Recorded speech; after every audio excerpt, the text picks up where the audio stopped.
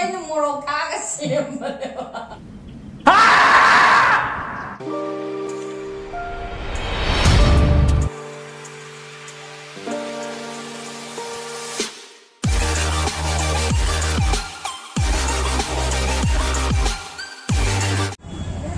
Hello guys, welcome back.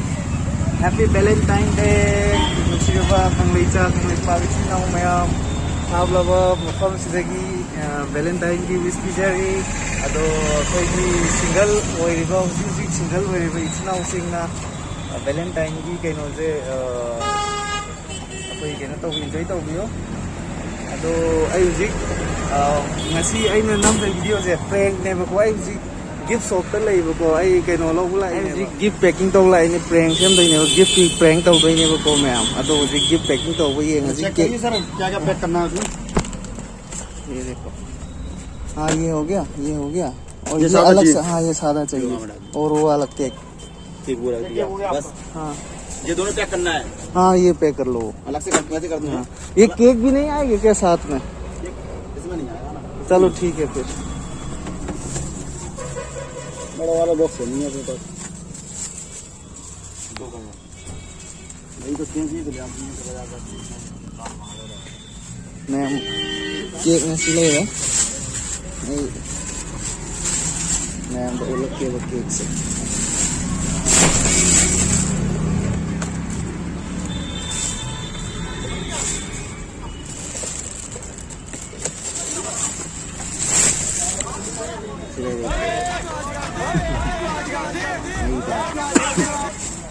भाई इसमें लिखेगा नहीं क्या कुछ क्या लिखना बोले कि दूंगा इसे कैसे पैक करना ये बता दीजिए अकेला ये करना पैक हाँ ऐसे कर दो इसे अलग कर दूं इसे अलग कर दें हाँ इसे अलग करना या तो ये रहने दो ऐसे हाँ। इसको पैक कर दो भाई इसको ऊपर से इसके अंदर डाल दो ये वो पूरा सामान और इसको पैक कर दो ऐसे डाल दूं और ऐसे डाल दूं हाँ हाँ बस इस दोनों चीज हाँ एक कर दीजिए ये सब कर रहा हूं मना कर रहा हाँ धक्का रहने दो कोई दिक्कत नहीं है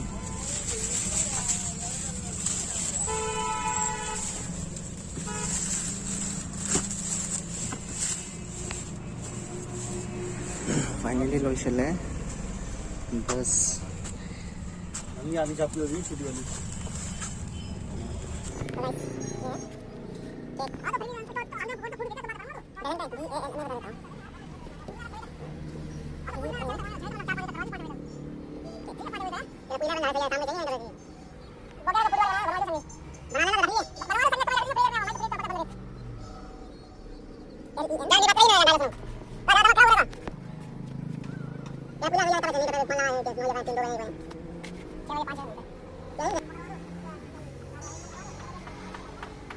पैकिंग लोरे मैम पैकिंग लोरे जी हल्लाने दुगा प्रैंक तो हो जी मैम अदुदी सिलो है तो हफ्तन गया लोइना यदि मैम प्रैंक तो मुख थेंगा जे चला जे सिलेगी गाइस आई हुजी ग्यावरे को अजी केनो पोचे सिले रे आई लेर को दो आई हल्ले गाड़ी सिले रे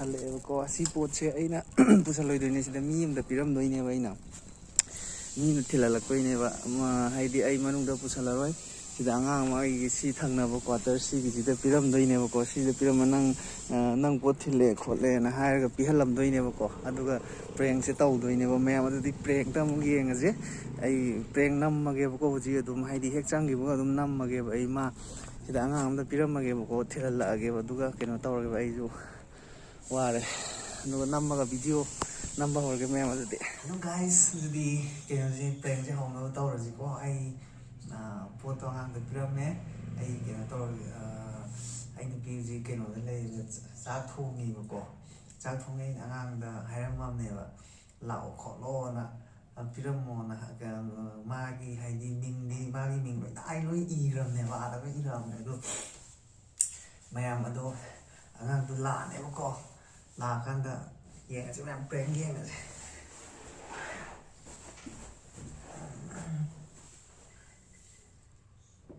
A few moments later. भैया हाँ कौन है तू भी लाई दी है वो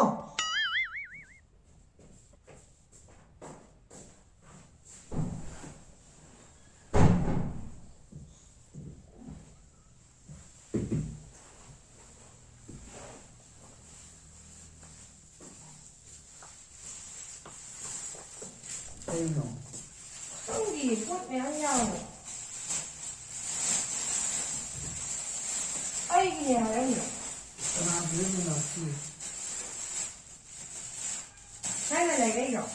Hello, hayas. Kaya pa wa da na. And then you ko na lay ka nila. Sai tu mo ni. Hingi ko kay mo. Rose, asing ba ne? To dear lovely Geneva. Kanang pire si hayo kanang pire mi jo. Ako si thangnabagi nupa na pirame ay ginahay. Geta lerame ay ginahay. Gieta. Rose, asing ba ne?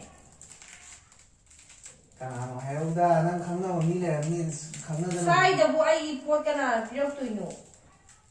Valentine no mesi da du rose, red rose. Hayo kanang hayo. Rose, ting tay ne ay. Rose, asing ba ne tu? Mi na hida kapsal piram. Kanano hayo kanano si kanano. Khang diye kanana pirai no kali no khang diye. Kai no Na sina. nawana bi nawana tharakane hayo lai ba. Imana biju imana buju tharakane hai ba amta lai diye. Tharak to diga kana hai ra ani.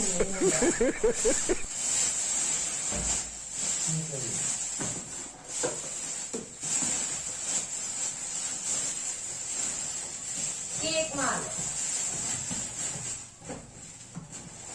Ay, ano ay, cake ni. Valentine Day ren. Kanano si Happy tharak Valentine Day kanano. khai. Kara khangna mi kana lai. Ay, kana amta lai diye khana ba? Khangna lai de ka do se adi de. कैसा लगा मेरा मजाक Kana bire no hayo se. Ay, imanabi daw phone tawagin. Ako yung imanabi sila. Ay, phone. Khang de nang phone bai de.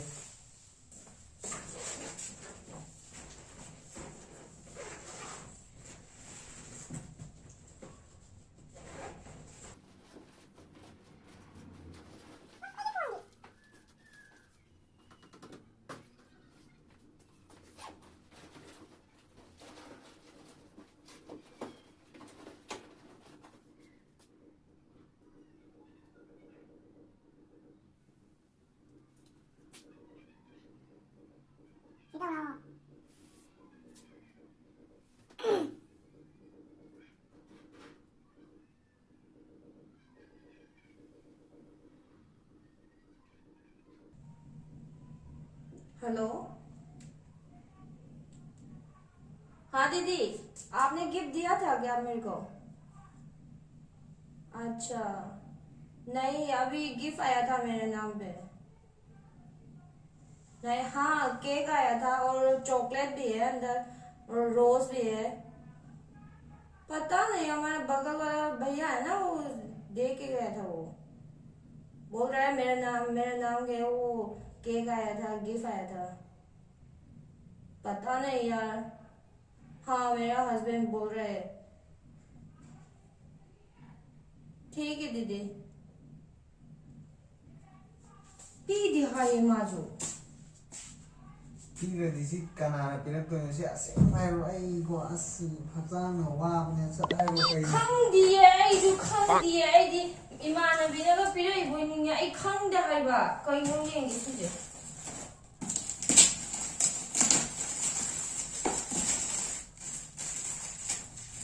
Wa ni ga. 송캉 캉데 아이 까나는 케이크 피럭투노 이건데 까나는 라이 피럭투노 아이 까나도 캉나 블레이트 사이다 Adudi kana si je mathanda pukka taraga angang sina. 아이는 밸런타인기 케이크 셈메고 아이 호지노데 서프라이즈 웃게나 아이 케이크 셈메 캉브라 아두가 아이디 남기 케이크 시기 케이크 포라고 아이 시나 로즈 피럭고도 아이 캉데 하이바 까나는 피럭투노 아이디 나온데 서프라이즈 하게나 아이 케이크 셈메 하이바 아두기 제 아이 또 시다 제가 탐이제 아이는 로즈 셈맘바이나 하이바 시제 아이는 제가 탐이제 아이 로즈 셈맘바이나 하이바 I surprise me again. I share mama na Ado di haba. si di kana ki surprise. Si di kang da haba. I ming dala azo. I kang da haba. I ming dala ena. I ma to oy da go. ꯅꯪꯒꯤ ꯃꯤꯡꯗ ꯂꯥꯛꯑꯒ ꯅꯪꯒꯤ ꯑꯣꯏꯗ꯭ꯔꯗꯤ ꯀꯅꯥꯏ ꯑꯣꯏꯗꯣꯏꯅꯣ ꯑꯗꯣ ꯑꯩ ꯈꯪꯗꯦ ꯍꯥꯏꯕ ꯑꯩꯗꯤ ꯚꯦꯂꯦꯟꯇꯥꯏꯟꯒꯤ ꯉꯁꯤ ꯑꯩ ꯁꯔꯄ꯭ꯔꯥꯏꯖ ꯄꯤꯒꯦꯅ ꯑꯩ ꯀꯦꯛ ꯁꯦꯝꯃꯦ ꯍꯥꯏꯕ ꯔꯣꯁꯁꯨ ꯁꯦꯝꯕꯩ ꯑꯩ ꯁꯤꯁꯤꯅ ꯔꯣꯁ ꯁꯦꯝꯃꯝꯕꯅꯦ ꯍꯥꯏꯕ ꯉꯁꯥꯏꯗꯒꯤ ꯅꯪ ꯍꯥꯏꯔꯣ ꯑꯁꯦꯡꯕ ꯚꯦꯂꯦꯟꯇꯥꯏꯟ ꯅꯨꯃꯤꯠꯁꯤꯗ ꯑꯩ ꯃꯇꯝꯁꯦ ꯑꯃꯨꯛ ꯑꯩ ꯍꯜꯂꯛꯇ꯭ꯔꯤꯉꯩꯗꯅꯦꯕ ꯇꯧꯔꯛꯏꯁꯦ ꯅꯪ ꯍꯜꯂꯛꯇꯣꯔꯦꯅ ꯑꯩ ꯁꯔꯄ꯭ꯔꯥꯏꯖ ꯇꯧꯒꯦꯅ ꯑꯩ ꯀꯦꯛ ꯁꯦꯝꯃꯝꯕꯅꯦ ꯍꯥꯏꯕꯅꯦ ꯍꯣꯏ ꯑꯗꯣ ꯑꯩ ꯍꯜꯂꯛꯇ꯭ꯔꯤꯉꯩꯗꯅꯦ ꯄꯤꯔꯝꯃꯤꯁꯦ ꯃꯤꯁꯤꯅ ꯑꯩ ꯂꯩꯇ꯭ꯔꯤꯉꯩꯗ ꯄꯤꯔꯒꯦ ꯀꯥꯏꯅ ꯅꯪ ꯍꯜꯂꯛꯇ꯭ꯔꯤꯉꯩꯗ ꯅꯠꯇꯦ ꯅꯪ ꯂꯥꯛꯑ ꯃꯇꯨꯡꯗꯅꯦ ꯂꯥꯛꯏꯁꯦ ꯄꯣꯠꯁꯦ ꯍꯣꯏꯅꯦ ꯑꯩ ꯉꯁꯤ ꯉꯟꯅ ꯂꯥꯛꯄꯒꯤ ꯇꯥꯏꯃꯤꯡꯁꯦ ꯑꯩ ꯍꯜꯂꯛꯄꯗꯤ ꯄꯨꯡ 1:30ꯗꯅꯦ ꯑꯩ ꯄꯨꯡ 12:30ꯗꯅꯦ ꯍꯜꯂꯛꯏꯁꯦ ꯑꯗꯨ ꯌꯦꯡꯉꯨ ꯄꯨꯡ 12:30ꯁꯤꯗ ꯄꯤꯔꯝꯃꯦ ꯌꯥꯔꯦ ꯍꯨꯟꯗꯣꯛꯈ꯭ꯔꯒꯦ ꯍꯨꯟꯗꯣꯛꯈ꯭ꯔꯒꯦ ꯌꯥꯔꯦ ꯅꯪꯅ ꯅꯠꯇ꯭ꯔꯗꯤ ꯍꯨꯟꯗꯣꯛꯈ꯭ꯔꯒꯦ ꯍꯥꯏꯕꯁꯤ ꯌꯥꯗꯕ꯭ꯔꯣ ꯑꯩꯗꯤ ꯈꯪꯗꯦ ꯍꯥꯏꯕꯁꯤ ꯑꯩꯉꯣꯟꯗ ꯔꯦꯗ ꯔꯣꯁ ꯀꯅꯥꯅ ꯄꯤꯗꯣꯏꯅꯣ ꯏꯃꯥꯟꯅꯕꯤ ꯑꯩꯒ ꯂꯨꯅ ꯇꯤꯟꯅꯕ ꯏꯃꯥꯟꯅꯕꯤꯗꯨꯗ ꯍꯪꯉꯦ ꯑꯗꯨꯗꯤ ꯄꯤꯔꯛꯄ꯭ꯔꯥ ꯈꯣꯠꯂꯛꯄ꯭ꯔꯥꯅ ꯄꯤꯔꯛꯇꯦ ꯍꯥꯏꯔꯦ ꯑꯗꯨꯝ ꯅꯪꯅꯁꯨ ꯄꯤꯗꯦ ꯍꯥꯏꯔꯦ ꯃꯥꯅꯁꯨ ꯄꯤꯗꯦ ꯍꯥꯏꯔꯦ ꯑꯗꯨꯏꯗꯤ ꯑꯩꯗꯤ ꯀꯅꯥꯅ ꯄꯤꯔꯛꯇꯣꯏꯅꯣꯕ ꯈꯪꯕ꯭ꯔꯥ ꯑꯗꯨꯗꯤ ꯅꯪ ꯃꯅꯤꯄꯨꯔꯗ ꯂꯩꯔꯦ ꯏꯃꯥꯟꯅꯕꯤꯈꯩ ꯑꯗꯒꯤ ꯏꯃꯥꯟꯅꯕꯈꯩꯅ ꯄꯤꯔꯛꯀꯅꯤ ꯍꯥꯏꯕꯁꯨ ꯅꯠꯇꯦ ꯀꯅꯥꯅ ꯄꯤꯔꯛꯇꯣꯏꯅꯣꯕ ꯑꯩꯉꯣꯟꯗ ꯑꯗꯨꯗꯤ ꯅꯪ ꯈꯪꯗ꯭ꯔꯗꯤ ꯑꯩ ꯀꯃꯥꯏꯅ ꯈꯪꯗꯣꯏꯅꯣ ꯅꯪꯉꯣꯟꯗ ꯂꯥꯛꯄ ꯄꯣꯠꯁꯤꯗꯤ ꯃꯤ ꯑꯃ ꯁꯣꯏꯅ ꯈꯪꯉꯝꯃꯅꯤ ꯑꯗꯨꯅꯅꯦ ꯅꯪꯉꯣꯟꯗ ꯄꯤꯔꯛꯏꯁꯦ ꯑꯩꯅ ꯀꯃꯥꯏꯅ ꯈꯪꯗꯣꯏꯅꯣ ꯁꯤꯕꯣ ꯑꯩꯁꯨ ꯉꯁꯥꯏꯗꯒꯤ ꯋꯥꯗꯅ ꯅꯨꯡꯗꯥꯡ ꯋꯥꯔꯨꯕꯒꯤ ꯑꯩꯁꯨ ꯑꯗꯨꯝ ꯇꯨꯝꯃ ꯂꯩꯔꯦ ꯉꯁꯥꯏꯗꯤ ꯑꯗꯨ ꯋꯥꯃꯟꯅ ꯌꯨꯝ ꯇꯨꯝꯃ ꯉꯟꯅ ꯑꯩ ꯑꯁꯦꯡꯕꯩ ꯈꯪꯗꯦ ꯍꯥꯏꯕꯅꯦ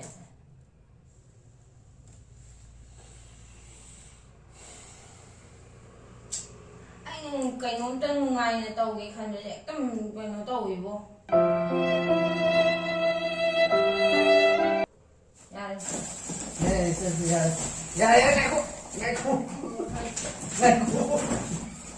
ꯍꯨꯟꯗꯣꯛꯈ꯭ꯔꯗꯤ ꯌꯥꯔꯦ ꯍꯥꯏꯕ ꯑꯩꯅ ꯈꯪꯗꯦ ꯍꯥꯏꯕꯅꯦ ꯑꯩꯅ ꯈꯪꯗꯦ ꯍꯥꯏꯕ ꯅꯪ ꯑꯩꯉꯣꯟꯗ ꯄ꯭ꯔꯦꯡ ꯇꯧꯅ ꯑꯩ ꯇꯧꯕ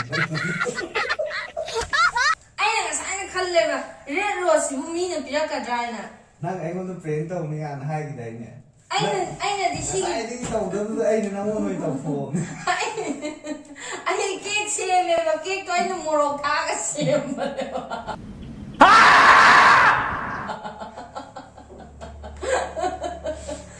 Hello guys! Ale, tu camera. Ado keno to prank. ꯑꯩꯅ ꯃꯉꯣꯟꯗ ꯄ꯭ꯔꯦꯡ ꯇꯧꯒꯦꯅ ꯑꯩꯅ ꯀꯦꯛꯁꯦ ꯎ ꯃꯣꯔꯣꯛ ꯊꯥꯛꯑꯒ ꯀꯦꯛ ꯅꯍꯥꯟ ꯁꯦꯝꯕꯅꯦꯕ ꯍꯥꯏꯈꯤꯕꯅꯤꯅꯀꯣ ꯅꯍꯥꯟꯁꯦ ꯃꯥꯅ ꯑꯩꯉꯣꯟꯗ ꯄ꯭ꯔꯦꯡ ꯇꯧꯅꯤ ꯍꯥꯏꯈꯤꯕꯅꯤꯅ ꯑꯩꯅ ꯈꯪꯉꯦꯕꯀꯣ ꯑꯩ ꯍꯟꯈꯤꯕꯗ ꯁꯣꯏꯗꯅ ꯄ꯭ꯔꯦꯡ ꯇꯧꯔꯅꯤꯅ ꯑꯗꯨꯅ ꯁꯤꯅ ꯅꯪꯅ ꯁꯤ ꯕꯌꯥ ꯀꯩꯅꯣꯗ ꯄꯤꯔꯝꯃꯤꯕ ꯀꯔꯝ ꯀꯥꯟꯗ ꯄꯤꯔꯝꯃꯤꯕ ꯑꯩ ꯆꯪꯉꯛꯄꯩ ꯄꯤꯔꯝ ꯑꯩ ꯕꯖꯥꯔ ꯆꯠꯂꯨꯏꯅꯦ ꯑꯗꯨ ꯂꯧꯔꯨꯏꯅꯦ ꯍꯥꯏꯗꯣꯛꯇꯕꯗꯤ ꯆꯠꯂꯨꯏꯕ ꯅꯪꯅ ꯅꯪꯉꯣꯟꯗ ꯍꯥꯏꯗꯣꯛ ꯄ꯭ꯔꯦꯡ ꯇꯧꯔꯒꯕꯨ ꯅꯪꯉꯣꯟꯗ ꯍꯥꯏꯗꯣꯛꯅꯒꯗ꯭ꯔꯣ ꯔꯣꯁ ꯌꯥꯝ ꯐꯖꯩ ꯀꯩꯅꯣꯅꯦ ꯑꯁꯦꯡꯕ ꯔꯣꯁꯅꯦꯀꯣ ꯍꯥꯏꯗꯤ ꯀꯩꯅꯣ ꯑꯥꯔꯇꯤꯐꯤꯁꯤꯌꯦꯜꯒꯤ ꯑꯣꯏꯕ ꯅꯠꯇꯕ ꯑꯁꯦꯡꯕ ꯑꯩꯈꯣꯏꯒꯤ ꯅꯦꯆꯔꯒꯤ ꯀꯩꯅꯣꯗꯨꯅꯦꯕ ꯑꯩꯅ ꯈꯜꯂꯦꯕ ꯏꯃꯥꯟꯅꯕꯤꯅ ꯄꯤꯔꯛꯄ ꯑꯣꯏꯇꯥꯔꯗꯤ ꯌꯦꯜꯂꯣ ꯔꯣꯁꯁꯨ ꯄꯤꯔꯛꯀꯅꯤ ꯑꯗꯒꯤ ꯑꯩ ꯔꯦꯗ ꯔꯣꯁꯁꯨ ꯄꯤꯔꯛꯑꯦ ꯑꯗꯩ ꯏꯃꯥꯟꯅꯕꯤ ꯌꯥꯝ ꯂꯨ ꯇꯤꯟꯅꯕ ꯑꯃ ꯂꯩꯌꯦꯕ ꯁꯤꯗ ꯑꯗꯨ ꯃꯥꯅꯒ ꯄꯤꯔꯛꯏ ꯆꯥꯔꯅ ꯑꯗꯨ ꯃꯌꯥꯝ ꯀꯩꯅꯣ ꯑꯩꯈꯣꯏ ꯚꯤꯗꯤꯑꯣꯁꯦ ꯅꯨꯡꯉꯥꯏꯇꯥꯔꯗꯤ ꯂꯥꯏꯛ ꯁꯤꯌꯔ ꯁꯕꯁꯀ꯭ꯔꯥꯏꯕ ꯇꯧꯕꯤꯌꯣ ꯑꯗꯨꯒ ꯑꯩꯅ ꯈꯜꯂꯝꯕꯁꯦ ꯃꯉꯣꯟꯗ ꯑꯩ ꯉꯁꯤ ꯄ꯭ꯔꯦꯡ ꯇꯧꯔꯒꯦ ꯑꯩ ꯀꯦꯛ ꯑꯃ ꯁꯦꯝꯃꯦꯕꯀꯣ ꯀꯦꯛꯇꯣ ꯑꯩꯅ ꯎ ꯃꯣꯔꯣꯛ ꯊꯥꯛꯑꯒ ꯃꯉꯣꯟꯗ ꯍꯥꯟꯅ ꯏꯟꯒꯦꯅ ꯇꯧꯕꯅꯦꯕ ꯌꯥꯝ ꯅꯨꯡꯁꯤꯅꯒ ꯏꯟꯒꯦ ꯀꯥꯏꯅ ꯄ꯭ꯔꯦꯡ ꯑꯩꯅ ꯇꯧꯒꯦ ꯇꯧꯔ ꯃꯥꯅ ꯍꯥꯟꯅ ꯇꯧꯊꯣꯛꯈꯤ ꯃꯥꯅ ꯑꯗꯨꯗꯤ ꯉꯁꯤ ꯀꯦꯛꯁꯤ ꯌꯥꯝ ꯐꯖꯩ ꯍꯥꯏꯕ ꯚꯦꯂꯦꯟꯇꯥꯏꯟ ꯁꯦꯂꯦꯕ꯭ꯔꯦꯠ ꯇꯧꯔꯒꯦ ꯑꯩꯈꯣꯏ ꯁꯤꯡꯒꯜ ꯑꯣꯏꯔꯤꯕ ꯑꯩꯈꯣꯏꯒꯤ ꯏꯆꯤꯜ ꯏꯅꯥꯎ ꯃꯌꯥꯝꯁꯨ ꯑꯗꯨꯝ ꯐꯖꯅ ꯁꯦꯂꯦꯕ꯭ꯔꯦꯠ ꯇꯧꯕꯤꯌꯣ ꯑꯩꯈꯣꯏ ꯏꯁꯥꯒꯤ ꯅꯨꯡꯁꯤꯅꯖꯕ ꯅꯨꯡꯁꯤꯅꯖꯕꯤ ꯃꯌꯥꯝꯗꯨꯒ Yeah, boy. ꯀꯦꯛꯁꯦ ꯌꯥꯝ ꯊꯤꯅ ꯅꯥꯜꯂꯦ ꯑꯗꯨꯗꯤ ꯀꯩꯅꯣꯗꯣ ꯂꯧꯊꯣꯛꯎꯠꯂꯣ ꯁꯤ ꯄꯥꯏꯔꯒ ꯍꯩꯗꯣꯛꯇꯣꯏ ꯃꯥꯜꯂꯦ ꯀꯃꯥꯏꯅ ꯍꯩꯗꯣꯛꯇꯣꯏꯅꯣ ꯑꯄꯥꯝꯕ ꯁꯦ ꯁꯨꯃꯥꯏꯅ ꯑꯣꯏꯕ ꯃꯈꯥꯗ ꯍꯣꯏ Oh my god! Oh my god! ꯃꯌꯥꯝꯁꯨ ꯍꯥꯏꯗꯤ ꯏꯁꯥꯒꯤ ꯄꯥꯔꯠꯅꯔꯁꯤꯡꯗꯨꯒ ꯁꯨꯃꯥꯏꯅ ꯍꯥꯏꯗꯤ ꯑꯩꯅꯗꯤ ꯀꯦꯛ ꯁꯦꯝꯃꯦꯕ ꯎ ꯃꯣꯔꯣꯛ ꯊꯥꯛꯄ ꯀꯦꯛ ꯑꯩꯅꯗꯤ ꯃꯥ ꯍꯦꯛ ꯍꯜꯂꯛꯄꯒ ꯑꯩ ꯚꯦꯂꯦꯟꯇꯥꯏꯟꯒꯤ ꯀꯦꯛꯇꯣ ꯆꯥꯖꯦꯒ ꯍꯥꯏꯔꯒ ꯍꯦꯄꯤ ꯚꯦꯂꯦꯟꯇꯥꯏꯟ ꯗꯦꯒ ꯍꯥꯏꯔꯒ ꯀꯦꯛ ꯏꯜꯂꯒ ꯎ ꯃꯣꯔꯣꯛ ꯁꯥꯍꯟꯒꯦ ꯇꯧꯔꯝꯕꯅꯦꯕ ꯃꯥꯅ ꯑꯣꯏꯅ ꯇꯧꯔ ꯂꯥꯛꯑꯦ ꯌꯥꯝ ꯍꯥꯎꯅꯤꯌꯦ ꯀꯣꯠꯂ ꯆꯥꯊꯣꯛ अरे बाप रे क्या कर रही ꯀꯛꯇ꯭ꯔꯤꯉꯩꯗ ꯀꯛꯇ꯭ꯔꯤꯉꯩꯗ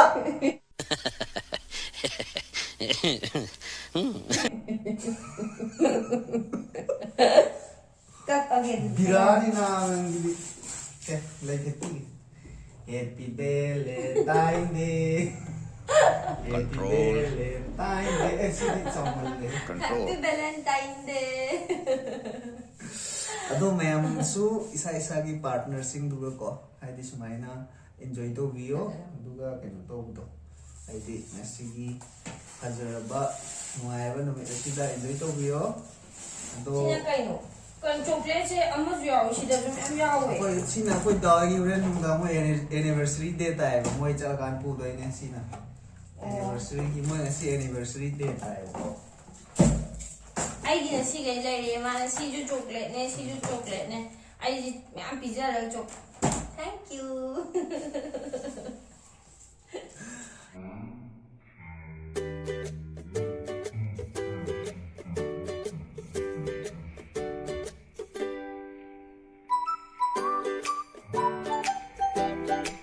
Aduh ma'am, Happy Valentine Day. Happy Valentine Day. Kaya to si Koy Cake ang toje, cake ang toje. Congratulations, let's say.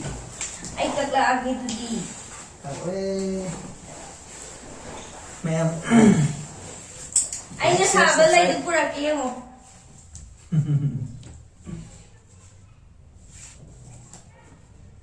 Like je phase yan. Ay nasilay sa sawa ni. Wagi niya na. Happy Valentine. Thank you. Happy Valentine Day. Thank you.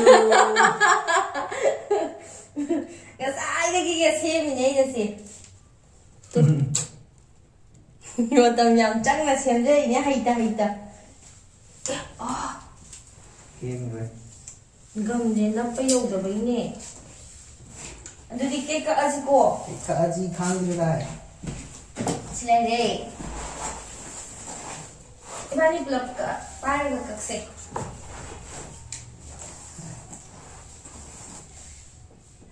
Happy Valentine Day! Tama to. Tapi di. Aduh di.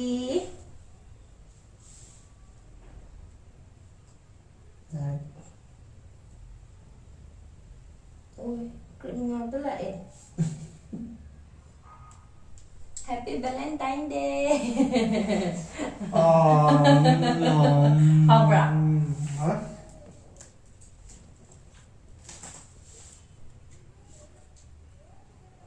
Krim mà tối này của mai dạ hăng rồi. Happy Valentine Day. Thank you. Aduh ma'am puna ma Happy Valentine Day ki yaw sa paujal pijari ma'am puna ma Happy Valentine Day. Jadi next video kita mungkin nanti ma'am, sini ma'am ki. Bye bye. Bye bye.